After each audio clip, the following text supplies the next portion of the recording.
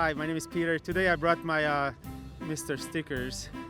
It is a Trabant made in East Germany originally. I'm not sure what year because every panel was changed on this car many times following some airborne experience. Sometimes it ended up on the rooftop, then people running and flip it back. The car is originally made out of cotton, compressed cotton. So if you see, open the hood. Basically the panels, the outer panels, the rooftop, the hood, and every other panel is made out of this compressed cotton. In East Germany, the Russians took a whole bunch of machinery, and in return, the big brother gave them a whole bunch of unusable, dirty cotton. And it started piling up at the train stations. They didn't know what to do with it because it was too dirty to make any clothes out of it. So they started making panels. So they mixed it with resin. They put it in a press, pressed it for 8 minutes, heat it up, and then the panel came out. One side was like this, kind of rough. The other side was totally smooth, ready for paint. And then the middle of the car is actually metal. The outer panels are made out of this called Duraplast. The car has a two-stroke, two-cylinder air-cooled engine, 650 cc, about 26 horsepower. This one has a lot more horsepower because we kind of tweaked the engine for the rally purposes, but it's still the original engine, so to speak. When you was in Hungary, like where I'm from, you had to wait about 5 years to get one of these cars. There was a lot more people wanting to buy cars than there were cars available. So my grandparents always paid the money and then waited 5 years. When the 5 years came, they went and they couldn't choose any color. It depends on what kind of car came at that day. They were able to choose from those, usually like a couple of weird colors. And then the old car trickled down to my parents, and then it eventually ended up with me. So I grew up fixing these cars. When I was about 12 years old, my dad told me that, son, the car don't start. Please go down and change the piston rings. I said, well, fine, but what the hell is a piston ring, Dad? So he sent me down, he told me what to take off, and you can remove that front panel very easily and then get to the engine. I pulled the cylinder head off and the cylinder off, and then finally I got to I just changed the whole piston. And there was a little omega ring in the rear spin, which is snapped away. I didn't know where it went, but I had another one, so I put it on. So I put everything back together. Very surprisingly, the engine started. And then I didn't run too much. I think I went about one block, and then it's like run, and it's totally stuck. So the little omega ring went between the piston and the wall of the cylinder and kind of stuck there.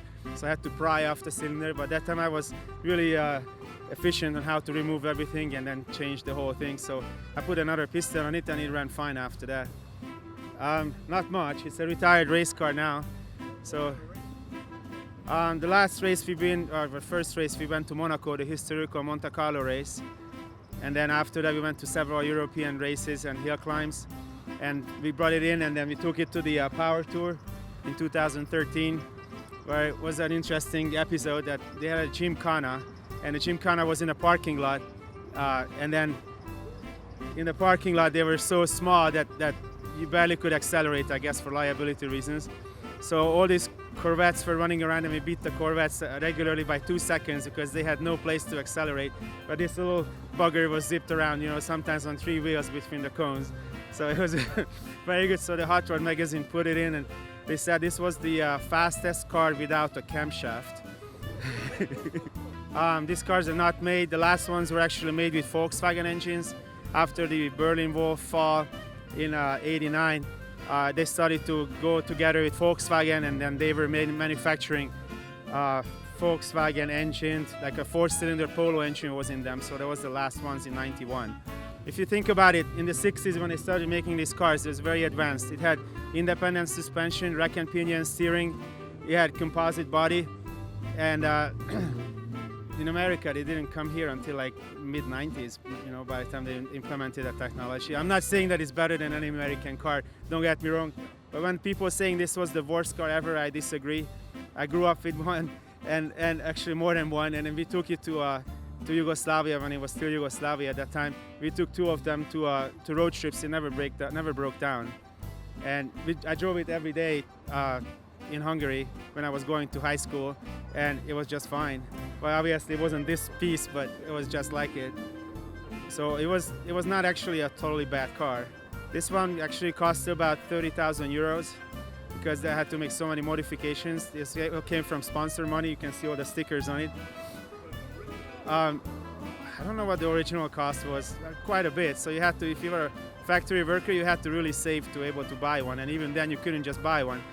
And as soon as you bought one, it came out, as soon as you drove it off the lot, it worth twice as much because, because you have to wait for so long to get one.